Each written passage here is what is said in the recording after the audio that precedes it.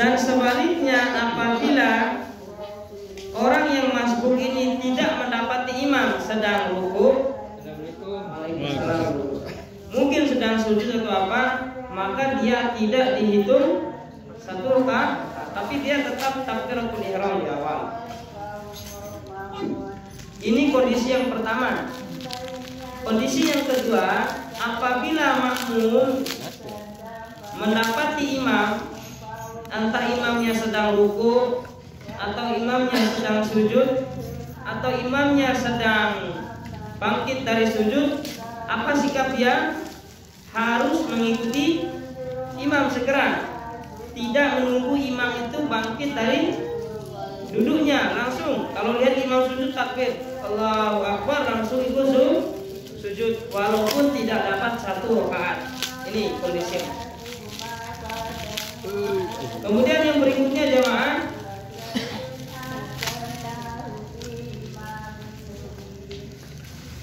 berikutnya yang ingin perbaiki kondisi sholat kita di musola ini, dan mungkin tidak hanya di musola ini ya terjadinya, mungkin di tempat-tempat lain juga. Kayak tadi apabila sudah selesai sholat berjamaah, ada orang yang masbuk di belakang. Nah yang depan-depan ini jangan lari, jangan menghindar, jangan keluar, tetap saja di tempatnya. Walaupun syekh di belakangnya, walaupun tuan guru di belakangnya, emang itu jadi sutrah namanya, penghalang antara orang yang sholat dengan orang yang akan lewat. Dia tetap di situ. Jadi tidak boleh nggak enakan, Ustaz di belakang. Nah, tidak. Jadi adabnya itu tetap dia di tempat. Fil musallahu, tetap dia berada di. Begitupun dengan santri kami di Muallimin itu, kalau ustadznya masbuk, di depan itu santri, kalau santrinya mulai ke belakang lihat ustadz, nah mereka kayak sungkan, kayak malu, kayak sungkan, akhirnya mereka langsung geser keluar. Ini tidak benar. Nah, jadi harus tetap di tempat. Begini jemaah, jadi tidak boleh keluar. Karena itu menjadi sutra. Karena kalau keluar juga nanti melewati orang yang ada di belakangnya. Ini pun tidak sesuai dengan adab sholat. Tetap saja di situ. Nah ini alhamdulillah ini sudah kita ilmuin ya. Mungkin sampai tadi belum kita ilmui tentang itu ya. Sekarang sudah kita ilmui. Apapun siapapun yang di belakang sana, tetap saja di situ di tempat itu. Dan kalau sholat usahakan jangan mundur-mundur setelah selesai sholat, zikir saja di tempat, duduk saja. Nah, tidak mundur-mundur ya, usahakan seperti itu.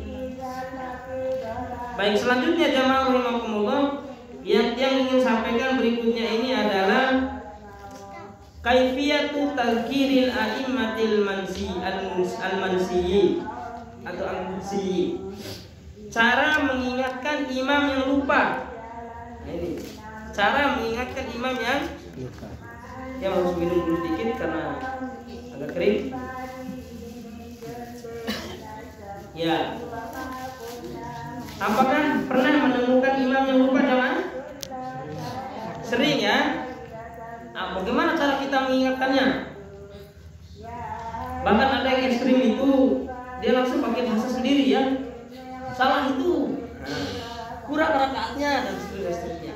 Nah ini mungkin karena belum memahami bagaimana cara mengingatkan imam. Ini dia ngomong. Jadi ada semua ilmunya dalam Islam ini. Fi sholatil jamaah, di dalam sholat berjamaah, sahal imam, kalau imam lupa, walam ya'rif adada rakaat, dan dia tidak ingat berapa jumlah rakaat sholatnya imam ini. Au sahal imam walam ya'rif qiraah, atau imam ini lupa lanjutan ayatnya, mau baca apa lanjutannya. Famadza naf'al nahnul ma'mumin, dalam kondisi itu apa yang harus kita lakukan sebagai makmum? Imam ini lupa rakaat sholat, juga dia lupa apa yang harus dibaca tuh, tiba-tiba di tengah ayat lupa dia. Makmum pun tak ada yang hafal, misalnya imam pun tak hafal, makmum juga tak hafal. Apa yang harus dilakukan dalam kondisi itu? Ini jemaah. Idza jazama al-imamu bi shawabi nafsihi, Jika imam meyakini dirinya benar, falam yaltafit litanbihil makmum, dia tidak mau memperhatikan teguran dari makmum. Makmum tegur di belakangnya ya, subhanallah, kata makmumnya subhanallah. Kalau makmum sudah bilang subhanallah, itu berarti ada yang salah dalam sholat itu. Nah imam ini jazam, dia bilang, yakin dia, saya nggak salah kok. Kayaknya makmum yang lupa ini. Tetap lanjut sholatnya. Wa atamma sholatahu, lalu dia melanjutkan sholatnya. Wa kana qad shalla khamsa rakaat, padahal dia ini sudah sholat 5 rakaat. Pada rakaat yang kelima ini makmum mengatakan subhanallah, bangkit dia, tapi dia yakin. Maka fa'atamma sholatahu, maka hendaklah dia lanjutkan sholatnya kalau dia yakin. Fa sholatuhu shahihah wala syai' alaih, sholatnya itu tetap sah. Ini catatannya. Padahal dia 5 rakaat, tapi karena dia lupa dan dia yakin dirinya benar, maka sholatnya sah. Nah ini sholatnya sah. Tsumma, kemudian idza tabayyana lahul hal ba'da salam, jika setelah salam baru dia ingat, saya salah, saya sudah salah, atau karena ditegur, diperbaiki oleh makmum, Pak Haji, tadi sidang udah 5 rakaat kelewatan, masa? Iya, kata semua jemaah. Maka dia saat itu apa yang dilakukan? Sajadatain li sahwi wa salam. Lalu dia sujud sahwi, lalu dia salam. Setelah sholat ini, setelah selesai salam ini. Nah, ini kondisi pertama.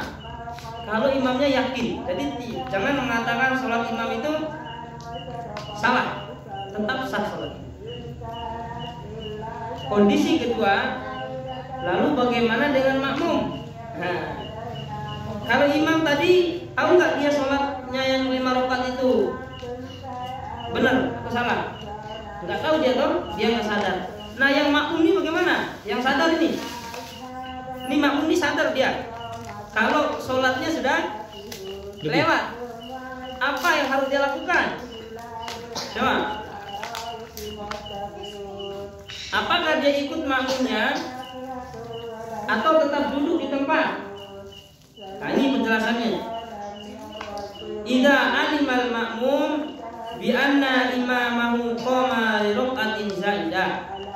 Jika makmum sadar, makmum ini bangkit melebihi rakaat sholat, sadar dia udah 5 ini. Misalnya sholat isya udah 5 ini. Wajib alaihi tanbihahu. Sikap pertama bagi makmum ini, wajib bagi makmum mengingatkan imam. Dengan apa? Subhanallah. Yang wajib mengingatkan itu siapa? 3 orang yang berada di belakang imam. Itu dulu dia. Jangan satu masjid semua subhanallah ramai. Nanti makmum imam juga bingung. Maka yang paling wajib itu adalah apa? Yang 3 orang di belakang makmum. Maka usahakan yang di belakang makmum ini orang yang memang rajin sholat, paham tentang sholat. Begitu imam batal sholatnya, dia tahu bagaimana cara mengganti. Maka usahakan anak-anak jangan berada di barisan 3 di belakang. Mungkin di sampingnya gak apa-apa, tapi jangan 3 di belakang imam langsung. Tapi kalau yang 3 yang juga lupa, ya silakan yang lain juga boleh di samping-samping juga boleh mengingatkan. Ini jawabnya. Yang pertama tadi dia harus mengingatkan. Fa'il lam yarji'. Tapi kalau imamnya ini bersikukuh, kayak yang pertama tadi yakin dia ya. Apa bisa saya ndek nemelen? Apa? Dengar gitu? Nggak mau dengar dia. Lanjut terus dia. Dia boleh mati. Itu sudah. Lam yajzi lahu mutaba'atuhu. Dia tidak boleh mengikuti imam. Tidak boleh mengikuti imam yang lebih tadi itu. Karena kita tahu salat isya itu berapa rakaat? 4. Kalau 5 bagaimana? Batal sholat kita. Atau kalau 3 batal. Nah ini dia. Bal yufariquhu, bahkan dia harus menyelisihi imam dalam hal ini. Fayajlisu wa ya'ti bitasyahhud al-akhir wa yusallim, maka dia duduk kemudian dia tasyahud akhir dan salam. Fa in taba'ahu aliman bi anna hadhihi rak'ah hiyal khamisah batalat sholatuhu. Kalau makmum memaksakan diri tetap melanjutkan sholat yang rakaat kelima, padahal dia tahu itu rakaat kelima, batalat sholatuhu, sholat makmum itu batal. Kalau imamnya nggak batal karena dia tidak tahu. Nah kalau makmum batal bagi yang tahu, kecuali yang tidak tahu ini. Nah ini batal. Wa amma man tabahu jahilan aw nasiyan fa sholatuhu shahihah. Adapun orang yang mengikuti imam yang salah dalam hal ini karena dia tidak tahu atau lupa, maka sholatnya juga sah. Catatannya selama dia tidak tahu. Ini kondisi yang kedua. Kondisi yang ketiga, idza alimal ma'mum bi anna al-imam khata'un aw nasyan min al-qira'ah wajaba alaihi tanbihahu fa illam yarji fal ma'mum mutaba'atuhu ila akhir salat. Kalau imamnya lupa, lanjutan ayatnya. Misalnya dia membaca surah Al-Kafirun, Bismillahirrahmanirrahim. Qul ya ayyuhal kafirun la a'budu ma ta'budun wa la antum 'abiduna ma a'budu wa la ana 'abidun ma 'abadtum wa la antum 'abiduna ma a'budu wa la subhanallah, kata makmum. Lanjut dia. Wala antum, lama sekali lakum dinukumnya ini. Wala antum abiduna ma a'bud. Lanjut lagi. Apa itu lanjut? Wala ana. Wala ana. Enggak habis-habis ini. Lama sekali sampai lakum dinukumnya ini. Tersesat di dalam membaca ayat ini. Nah, dalam kondisi itu apa yang harus dilakukan oleh makmum? Yang pertama dia memperingati subhanallah dengan lalu lakum dinu, tapi nggak mau dia terus berputar di situ. Apa yang dilakukan makmum? Maka makmum tetap diam bersama imam sampai ke lakum dinukum waliyadin.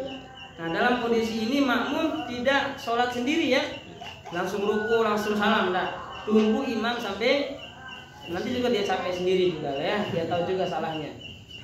Kalau imam juga udah tahu salahnya tapi bingung mau lanjut mau bagaimana, yang benar bagaimana caranya? Yang pertama dia boleh mencari ayat lain atau surat, misalnya dari Al-Kafirun bisa saja dia lanjut qul huwallahu ahad, selesai ruku. Kalau dia nggak seperti itu langsung ruku pun boleh, sudah sah itu.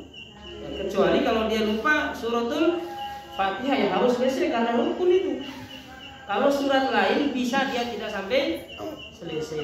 Begitu kira-kira kondisi orang-orang yang menegur imam. Kecuali misalnya jamaah rahimakumullah sholat maghrib rakaat kedua imam ini kan harusnya tasyahud awal kan, seperti yang dia sampaikan dulu.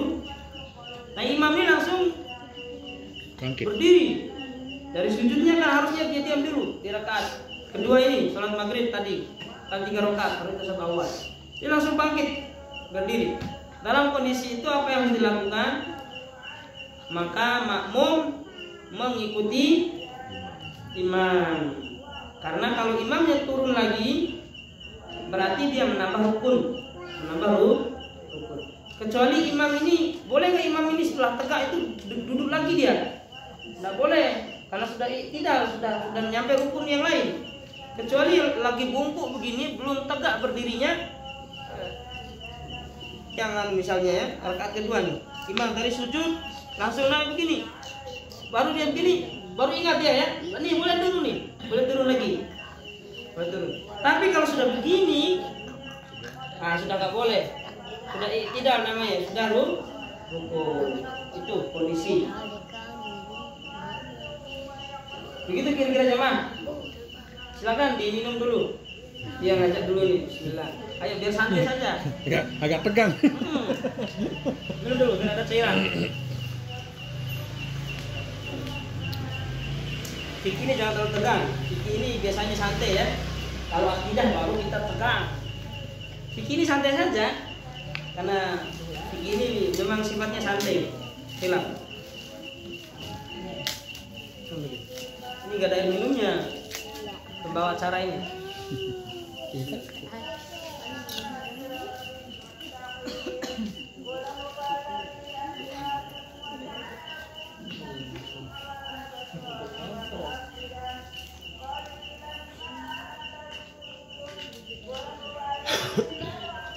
Baik, kita lanjutkan. Kita masih pada bab tentang keutamaan tentang sholat berjamaah. Sholat berjamaah ini penting nggak Bapak? Penting nggak ini? Sangat. Sepenting apa? Apa yang kita rasakan kepentingannya itu? Ya kira-kira. Atau lebih enak kalau sendirian? Biar cepat selesai. Gimana jemaah? Penting nggak sholat berjamaah ini? Apakah kita sudah merasakan dia penting? Penting itu begini ya. Penting itu kita akan mempersiapkan diri untuk dia. Misalnya hadir bupati, penting nggak? Penting. Oleh karena dia penting, maka kita persiapkan diri, mandi rapi-rapi jauh-jauh hari, jauh-jauh waktu kita sudah siap. Nggak bisa kita udah azan tapi masih yang lain-lain. Nah, ini berarti kita belum merasakan pentingnya, masih biasa saja. Sebenarnya sholat ini, hidup ini bukan sholat itu sambilan, dunia saja sambilan. Sholat ini yang utama. Maka kita harus merasakan pentingnya sholat ini. Maka orang yang menanti antara sholat yang satu dengan sholat yang lainnya, maka dia dapat keutamaan pahala yang besar. Ada sebagian orang ketika selesai sholat maghrib, dia nggak mau keluar dari masjid atau musola, dia menunggu sholat berikutnya. Nah ini berarti dia betul-betul serius menunggu sholat yang berikutnya. Tapi intinya kita setuju bahwa sholat berjamaah ini penting ya. Harus, walaupun kita tidak merasakan itu, tapi kita harus mengatakan itu penting. Akan tetapi hal-hal yang penting ini ada kalanya kita dimaafkan oleh Allah itu untuk tidak ikut dia. Jadi di sebelumnya kita sudah baca hadisnya bahwa Nabi mengancam akan membakar rumah orang yang tidak sholat berjamaah. Hari ini jamaah, berapa banyak rumah-rumah yang laki-lakinya tidak sholat berjamaah? Hari ini, zaman ini. Dan kita bisa lihat itu dari jumlah orang yang sholat di masjid. Masjidnya besar, tapi kalau diukur dengan jumlah masyarakat, dia kecil masjidnya sebenarnya. Hanya karena yang hadir sedikit, maka masjid kelihatannya besar. Kelihatan besar masjidnya karena yang hadir itu sedikit. Tapi kalau semua masyarakat itu hadir di masjid saat sholat, itu masjidnya kelihatan besar. Kelihatan kecil. Akan agak cukup toh? Nah ini jamaah rahimakumullah. Hari ini banyak sekali orang yang tidak mengerjakan sholat berjamaah. Dan kita bisa bayangkan kalau Nabi itu tiba-tiba muncul sekarang. Walaupun ini tidak mungkin, kita bayang saja lah ya. Walaupun nggak mungkin. Kira-kira ya, bagaimana cara Nabi untuk mengancam kita itu? Dan berapa orang yang akan diancam rumahnya itu akan Dan bagaimana sedihnya Nabi kira-kira.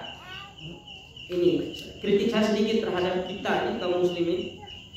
Kita ini terutama di Lombok juga, di Bima juga begitu ya. Kalau saat bangun masjid ini semangat kita Pak, gotong royong, masya Allah. Yang di Mataram juga begitu, di tempat di mana-mana sudah. Pokoknya kalau kedengaran gotong royong bangun masjid, masya Allah, semua pekerjaannya ditinggal, semua sudah cangkul, skop, ember bawa. Pokoknya semangat sekali. Sosialisasinya itu, dia sosialnya semangat. Tapi nanti kalau azan zuhur, nah yang kerja-kerja ini pulang di rumah di Jawa ya, pulang dia. Padahal dia bangun masjid itu untuk apa? Sebenarnya untuk sholat. Tapi begitu bangun masjid, ketika azan Allahu Akbar, pulang istirahat di rumah. Yang sholat itu siapa? Itu lagi, tua-tua begitu lagi. Nah, ini pun kejadian banyak juga terjadi di beberapa daerah. Kita juga bingung kenapa bisa? Kenapa bisa kita kayak orang yang capek-capek menghidangkan makanan begitu, setelah dia matang ini kita cuekin dia sampai dingin, kita tinggalkan. Begitupun kita. Ya, ketika kita bangun masjid ini semangat, uang kita keluarkan. Tapi begitu dia selesai, nah, yang bangun-bangun tadi itu tidak ada. Padahal pahala kita bangun masjid itu nanti nggak akan dihitung itu kalau kita tidak sholat di masjid itu.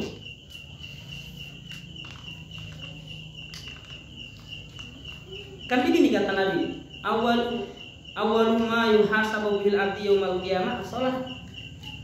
Mula-mula yang akan Allah hisab itu apa? Sholat, dihitung dulu. Bukan pahala bangun masjidnya, walaupun bagus sekali bangun masjid ini mulia. Tapi kata Nabi yang pertama dihisab itu apa? Sholat. Idza sholuha sairu amalihi.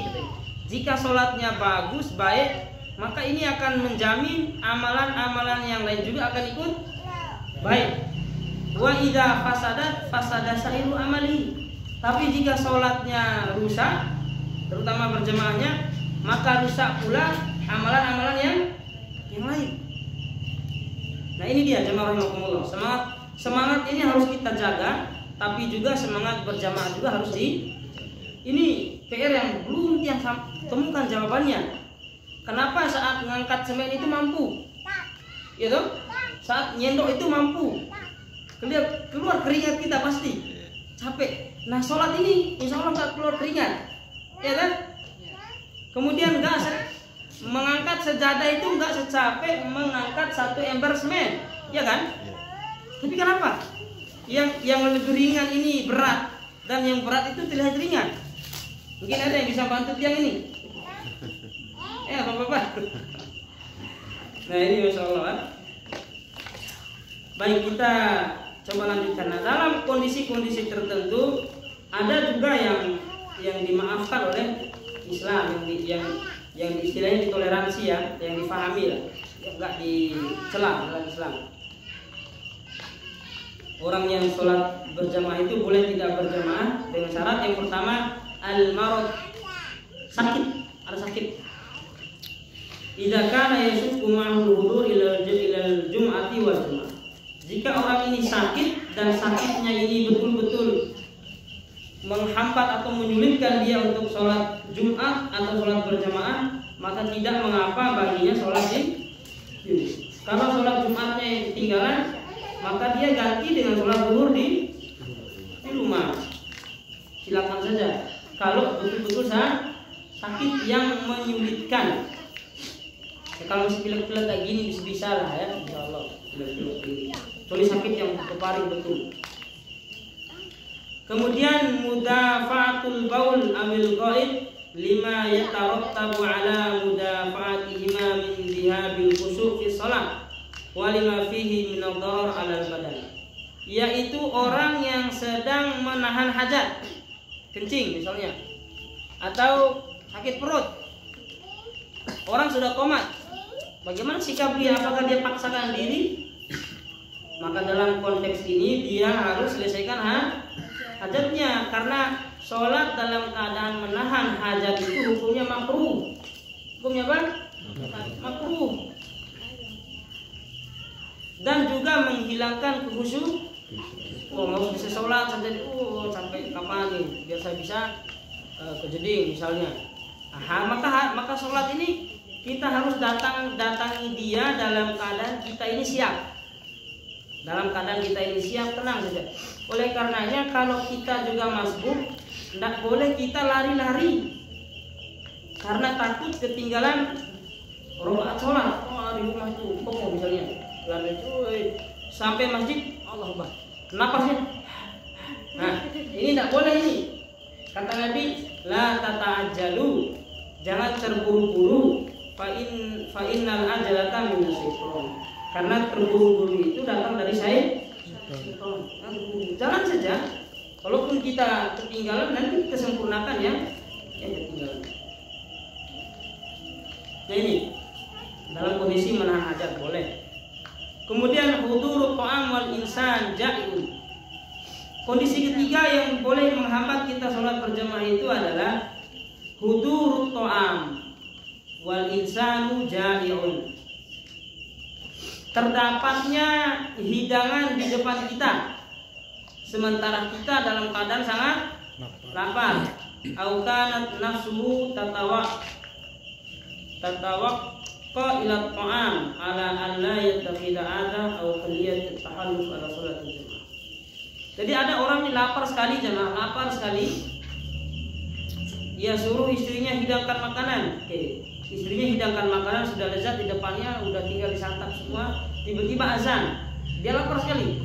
Apa yang harus dilakukan?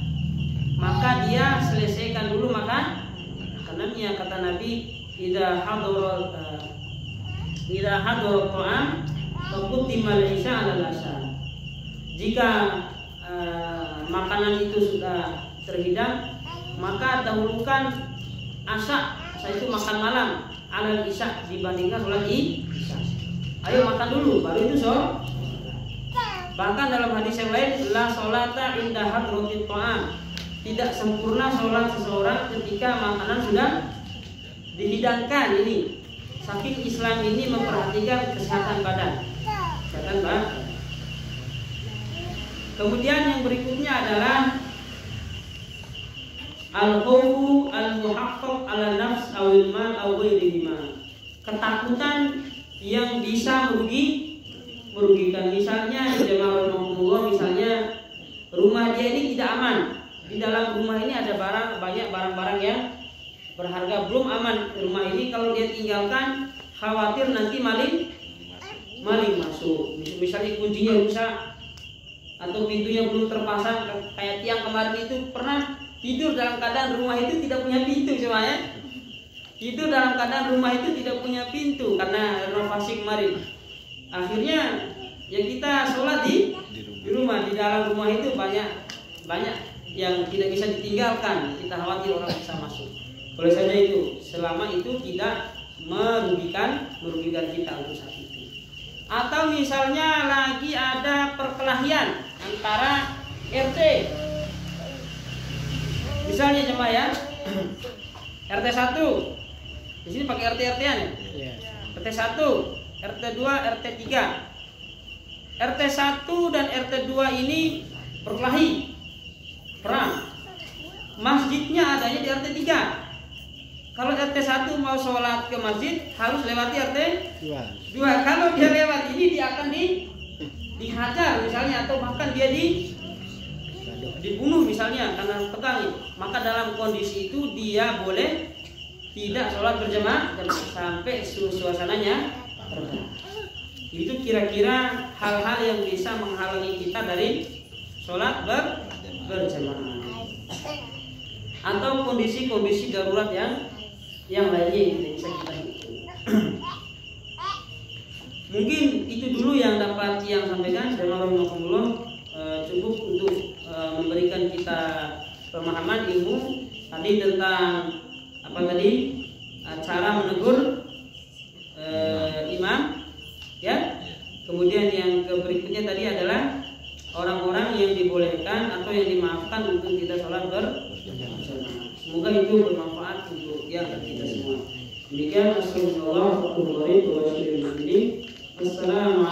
warahmatullahi wabarakatuh. Itulah penyampaian tausiah dari Ustaz Muhammad Fauzi. Kita ucapkan jazakumullah khairan katsiran. Mungkin dari ceramah tadi ada yang belum jelas atau ada yang ditanyakan. Silakan. Saya dua mungkin ini Ustaz. Saya belum betul-betul belum paham. Yang pertama, ketika kita ditegur makmum dalam keadaan lupa, kita kan sujud sahwi. Yang pertama, berapa maksimal sujud yang harus kita lakukan atau yang disebut dengan sujud sahwi, dan apa saja bacaannya. Itu yang pertama. Yang kedua terkait dengan kelebihan rokaat. Kita boleh merubah posisi atau menjalankan teguran dari makmum itu ketika kita belum tegak lurus, kan? Mohon maaf. Jadi umpamanya saya jadi imam sudah seharusnya saya salah, sudah 4 rakaat kan, atau 3 rakaat di maghrib. Ketika saya berdiri posisi sudah tegak, terus saya diingatkan atau ditegur makmum, apakah saya harus duduk lagi sementara saya udah posisi sudah sempurna berdiri itu. Mungkin itu saja. Assalamualaikum warahmatullahi wabarakatuh. Waalaikumsalam warahmatullahi wabarakatuh. Baik, yang pertama tadi Sujud sahwi. Sujud sahwi ya. Sujud sahwi itu berapa kali sujud? Disebutkan itu sajadataini, 2 kali sujud. Apa yang harus dibaca ketika sujud itu? Ada orang yang mengatakan subhanalladzi man la yanamu wa la yashu. Maha Allah, zat yang tidak tidur dan tidak lupa. 3 kali. Ada yang mengatakan ya tetap seperti baca bacaan sujud subhana rabbiyal azim, subhana rabbiyal a'la. 3 kali atau subhanallahu rabbana wa bihamdika allahumma ighfirli. Tapi sepanjang telaah yang doa pertama maupun doa yang kedua itu tidak ada di dalam hadis Nabi kekhususannya untuk dibaca ketika sujud. Tidak ada bacanya. Yang diperintahkan itu sujud saja. Udah sujud saja tanpa ada baca. Nah ini itu yang pertama ya. Udah terjawab yang pertama. Yang kedua tentang bangkit duduk kembali setelah. Nah ini kayaknya salah nangkap pertuan ini. Salah nangkap mungkin tadi karena sibuk nyunting ini.